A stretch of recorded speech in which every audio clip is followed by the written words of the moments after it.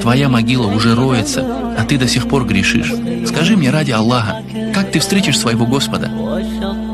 Скажи мне ради Аллаха, что ты приготовил для Аллаха?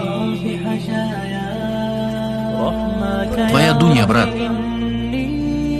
заканчивается, а ты беспечен.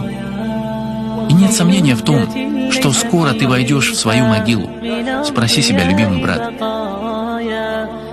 где ты окажешься завтра, где я окажусь завтра, и где мы окажемся завтра?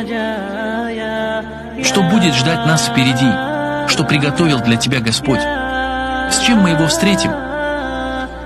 Закончится ли наша жизнь праведными делами? Или же она завершится,